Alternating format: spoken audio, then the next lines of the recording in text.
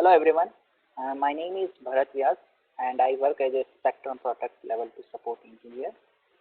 Spectrum Protect was formerly known as Tivoli Storage Manager, also referred as TSM. So today I would like to present a session on Spectrum Protect Container Storage Pool. And the feature include like what are the benefits, what are the difference between the legacy pools and the container pools.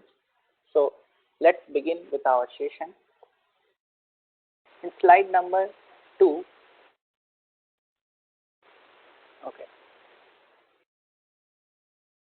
okay, now slide number 2, we have an agenda. First, I will provide you the detail of storage pool history and then we'll cover the feature, benefits, command of container pools.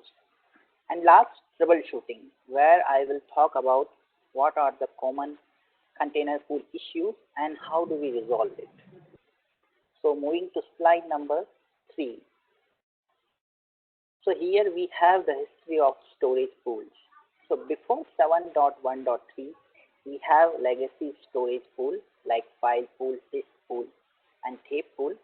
So now with the TSM server version 7.1.3, we have introduced new storage pool called container storage pool. So now we have mainly 3 type of pools: random access pool like disk pool, sequential access pool like tape or file pool. Including that, we have cloud container pool and the directory container pools. So we will give you the detail about those container pool in upcoming slides. Now moving to slide number 4. What is container pool? So a container pool is nothing but a new type of storage pool which is specifically designed for inline deduplication.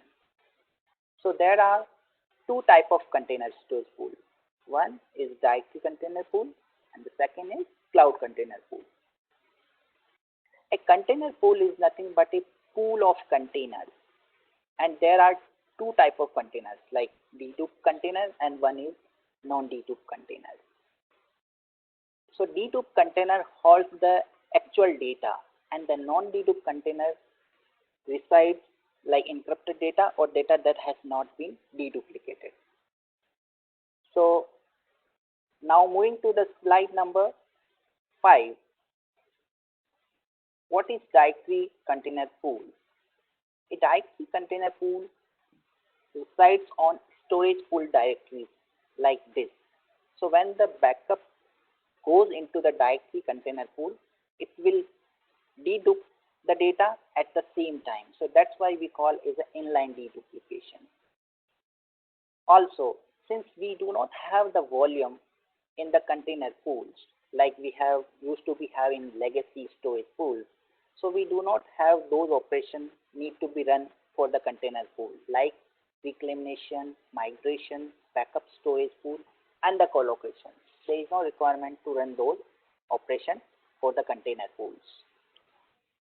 Moving to cloud container pool, so it is same as directory container pool, but here container resides under cloud storage like IBM COS, Amazon AWS, or Microsoft Azure. Also, when you store data into cloud pool, it automatically gets deduped and encrypted.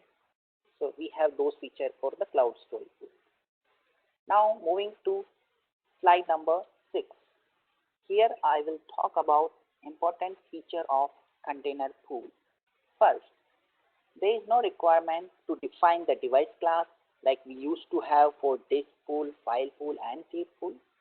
Second, container pool has the characteristics of sequential file pool and random disk pool. So let me explain how it has both the features. Like directory container pools are managed like sequential type file volumes, but do not have the disadvantage of reclamation. Also, data are stored in random fashion like as we do in disk volumes, but we do not have the disadvantage of static footprint and lack of variable sizing here.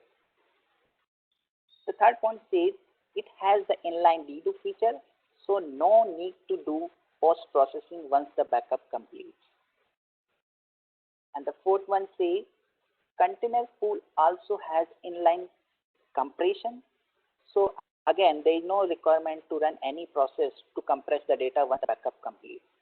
So this way TSM use the storage in best way. And the last, data is managed at extent level. So I will explain you the extent in upcoming slides. The last 2 points in is just for your reference. Container storage pool cannot be used as a copy container till version 7.1.6. So if you have 7.1.6, you cannot make a copy of your container pool data. So to have that feature, you need to have TSM server version 7.1.6 or higher. Also, we do not have the active container pool yet, like we have not introduced it yet. So now moving to slide number 7. So why should we implement the container pool in our environment? So to answer this question, here are some of the reasons. First, it is easy to manage, implement, since there is no requirement to define device class, volumes, mount point, and libraries. Second says, since container pool do the inline deduplication, so client data gets deduplicated while backing up into TSM server. So no post-processing required once the backup is completed. And by using the container pool, we can reduce the Spectrum Protect server database growth because less data goes into database tables due to the inline dedupe and compression features. And the fourth one we says we do not require to run the offline reorg against container pool table. So by this way, we increase the Spectrum Protect server performance. And the last, data managed at extent level. So by this way, we have faster and more granular recovery of storage pool. And TSM do the runtime. At the runtime, we will do the detection of the any damaged data. Now, moving to the slide number 8. Here we have 3 easy steps to create the directory container pool. First, identify the file system on which you want to create the container. Okay, and then run the define storage pool command and make sure to specify storage type equal directory parameter to define the container pool. And the last, assign the file system which you have identified in step 1 using the define storage pool dir command. Here we have a screenshot that shows define storage pool command syntax and what are the parameters available under this command. So you can just refer that command and you can directly define your directory container pool. Now moving to slide number 9. Here I have provided command reference to define the cloud container pool. It is same as we define the directory containers. The only difference is to use the storage type equal cloud. So if you are specifying storage type equal cloud parameter, it means you are defining cloud container pool. Here also we have command syntax which asks you to provide the cloud URL, identity and password from which you can access your cloud storage. Now moving to slide number 10. So this is again a screenshot which show how to define container pool from the operation center. So in case you are not comfortable with the commands, then you can just use the operation center to define the container pools. So you need to just click some links and then it will automatically define your container pool, whether it is cloud container or whether it is directory container. Now I'm moving to slide number 11. So as of now we have covered what is container pool, what are the benefits and feature and how to define it. As I mentioned earlier, data managed under container pool as extent So a extent is nothing but a piece of data that's stored in container. It could be a dedupe extent or a non-dedupe extent. Original object and data known as dedupe extent. So the actual data that we stored is known as dedupe extent, and the metadata that is related to with your original data. And if there is encryption in the data, it would known as a non-dedupe extent. So dedupe extent stored in dedupe container and non-dedupe extent stored in a non-dedupe container.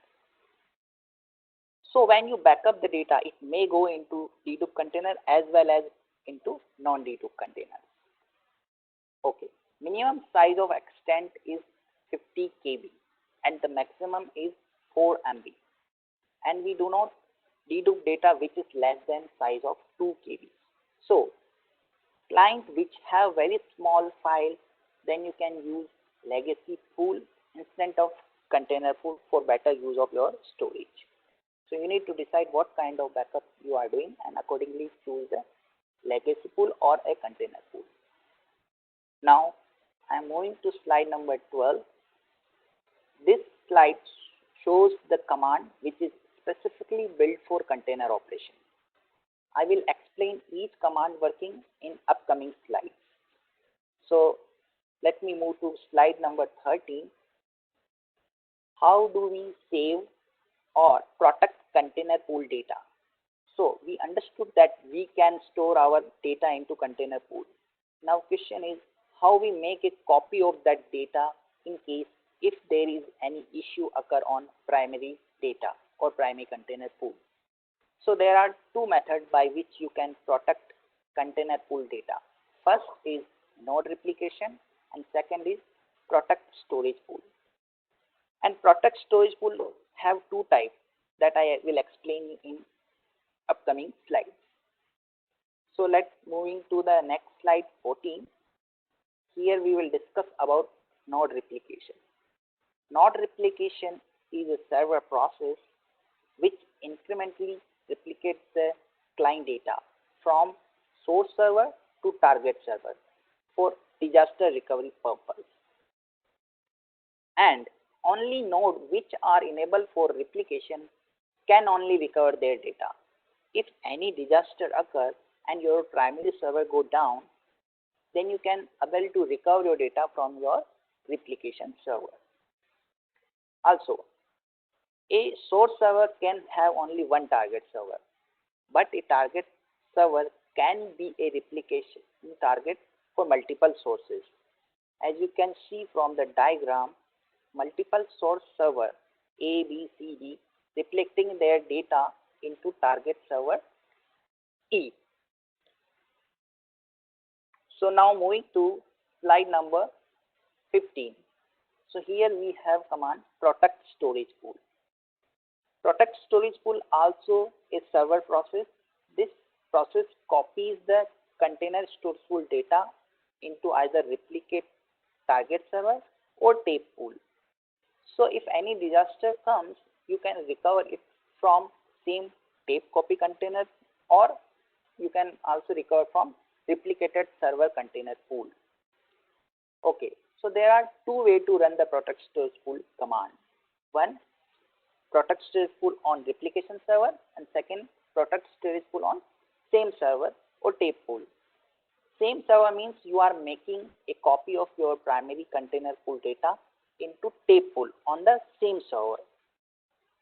When protect run, so how it runs, like first it processes the new chunks, then it deletes the chunks from the target which has already been deleted from the source server, and third it will also run the reclamation process on tapes in case if you are running the protect storage pool on the local server.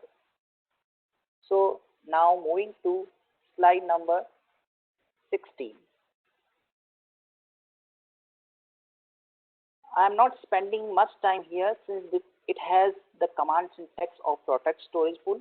However, things you need to care about is type parameter, which tells us where you are copying the data. If you are using type equal replication, then it copies data into the replication server. And if you are using type equal local in the protect storage pool command, it means you are making a copy of data into the local copy container pool like tape pool.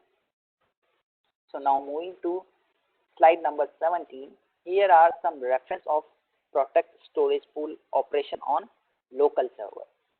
So before 7.1.7, we must need a secondary server to protect our container pools. So if you do not have the secondary server, then you cannot protect your container pool data. It is before 7.17. Hence, to avoid this situation, we have introduced a new storage pool called copy container pool in version 7.17 or later. Copy container storage pool used only for storing copy data from the directory container pool. Okay, you have to define copy container if you want to protect your directory container pool data into local server. Okay, the purpose of copy container pool is to repair the directory container pool data. So if any damage occur or any disaster occur on primary pool, you can recover it from your copy pool. That's the main purpose of copy container pool. Now I am moving to slide number 18. Here we have steps and command syntax to run the protect storage pool on local server. So like first you need to create the copy pool, then make sure there is one parameter called protect local storage pool. So that parameter will pointing to your copy container pool. So you need to define that parameter. And last, when you run the protect storage pool command, in that command you need to use type equal local. So it will protect your data into the local copy container pool. Here I have mentioned 3 commands by which you can run protect storage pool on your local server, like define storage pool and pool type equal to copy container, and then you need to define storage pool of directory container, or if you already have the directory container, you just need to run update storage pool command and specify the protect local storage parameter that point to your copy container pool. And the last one is just run the command with type equal to local. Now I am moving to slide number 90. Now I talk about repair storage pool command. This command is used for fixing any damage extents that has been identified under the container pool. So you have stored your data in container pool. So what happens, like if data gets damaged under containers due to some disk issue, okay, so this is the command repair storage pool which will fix your damaged data. It repairs the data from copy container pool or from replicated container pool. You can only repair the damaged data if you made a copy of container pool data from the protect storage pool command. If you do not run the if you do not run the protect storage pool command, if you do not have the copy container, then you cannot repair your data if that gets damaged. So now I am moving to slide number 20. Okay. Now I will talk about the move container command. So this is similar to move volume command that we used to have for our legacy storage pool. So this command move the extent from one container to another container. When we can use this command? Okay, so we use this command if you want to plan to change your storage pool directly. You have decided, like you have assigned some directory and you want to modify that directory. You want some other directories that need to be used for directory container. Then you can use this command to move your containers to another directory. Or let's say if you have some IO error on the disk. So you have identified, okay, I have some issue with this, I am getting IO error. So you can use this command to move the data or move the container from one storage pool to another or within a storage pool. So this is similar to your move volume command. from legacy pools. Now moving to slide number 21. Here we have the detail about audit container command. Okay, so this is similar to your audit volume command that we used to have legacy storage pools. So this command also checks the inconsistency between database information and container in either a cloud or a directory storage pool. So it will just check the inconsistency between the database and the container pool data. A audit can perform on complete storage pool or on specific storage pool directory or at specific containers as well. And there are 4 options to audit it. And it is recommended to run it with either scan all or scan damage option. We do not suggest to run remove damage or mark damage option until and unless you are sure that there is no copy data to repair it. If you do not have the copy pool, then you cannot recover your data. So in this case, you can run the audit with remove damage or mark damage option to delete those damaged data from the container. So that's all about the audit container command. Now I am moving to slide number 22. Okay, so here we have the command query damage. This command displays damaged data if exists under the container storage pool. And it is always recommended to first run the audit container command and then run this query damage command to see if there is any damage exists under container pool. You might not see if you directly run the qdamage command prior running the audit command. So actually the audit command will mark the extent as damage if there is any problem, and then qdamage command will display those damaged data. Okay. Okay, so we have 3 options available in this command. Whether you want to check the inventory, whether you want to check the container information which have the damage, or whether you want to check what are the nodes which data has been damaged. So you can specify type equal inventory or container or nodes as per your requirement. So by default, if you run qdamage command, it just show you the number of extent that has been damaged under a particular storage pool. Okay, so now moving to slide number 23. Okay, here we have command convert storage pool. This command will convert your legacy storage pool like file pool and tape pool into container pool. However, there are some exceptions, like you can only convert your file pool and VTL into container pool if you have TSM server version 8.1.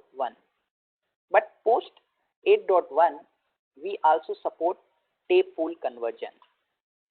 And the one more limitation here is the NDMP data conversion is still not supported. So before you are going for conversion, make note down of those points, and then you go for your converting your legacy storage pool into the container pools. Now moving to slide number 24. This slide also continuation of your container storage pool command. So when convert storage pool runs, it also identify the damaged data exists under legacy pool, and it won't convert those data. So you can fix that damaged data from copy pool and then rerun that convert storage pool command.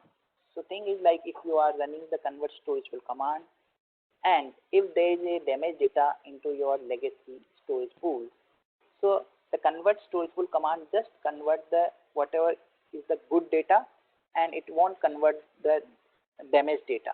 So to fix the damaged data, you need to run the I think you can restore from the copy container or copy storage pools, we can say. Okay, so there are 4 steps of conversion. Like I won't go much in detail. The steps are like conversion active, conversion inactive, conversion completed, and cleanup needed. So cleanup needed means there are some damaged data, so you need to run the cleanup operation for there. And the last, we have the command syntax, how to run the conversion. So convert, storage pool, and source pool, and the target pool. And here storage pool, source pool is your legacy pool, and the target pool is your container pool. So now moving to slide number 25. Okay, I have listed the different container pool features that has been introduced with every new release here. As you can see, when container storage pool was introduced in version 7.1.3, that time we do not have inline compression and encryption.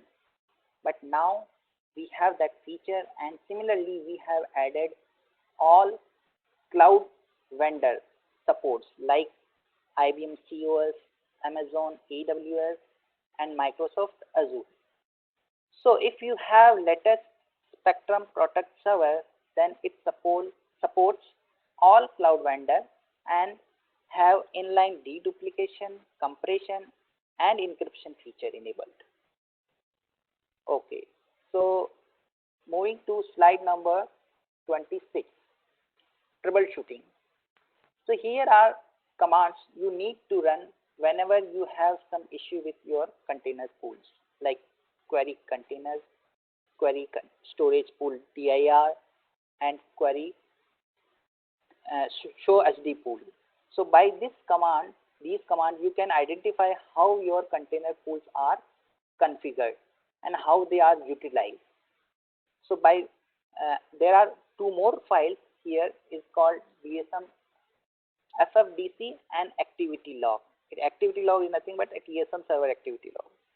The most important file here is TSM FFDC log. So that log contain the error message, warning message, or some kind of information by which you can identify or diagnose the problem if you see there are some issue with your container. Okay. So now moving to slide number 27. Okay. So what kind of issue we may face with containers?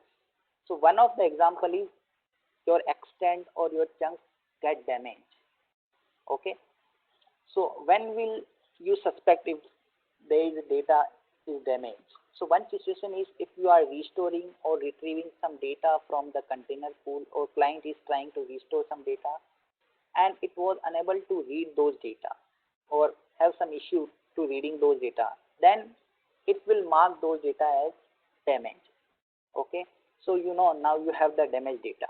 So how do you repair those damaged data? So there are three simple steps or approach we can say. First, you need to run the audit container command. So it will check the inconsistency between the database and the container storage pool data. Okay, so after then you can also run qdamage command. So that will list you all the damaged containers or data which has been damaged under the container pools. So once you have identified those data, you just need to run the repair storage pool command. So repair storage pool command will repair your data from the copy container if you have it. So that's the reason it is recommended to have run the node replication as well as protect storage pool command to make a copy of your storage pool data. So if any disaster will come, we can restore it or we can repair it. If post repair storage pool still there are some damage, then run the client backup of same extent or data. If you think that repair storage pool has been completed but it has not identified any damage or it has not fixed few of the damaged data, then you can go deeper on those data, identify which file has been damaged, and rerun the backup of same file from the client system. So it will automatically fix those damage by running the subsequent backups. Okay, now moving to slide number 28. Okay, here are some references I have mentioned. Like if you just go through those links, it will be very helpful to understand what is container pool, how it is benefit for the environment, and how it is different from the your legacy pools and how you get the most benefits from these container pools. Okay, now if you have any question, concern, just unmute your line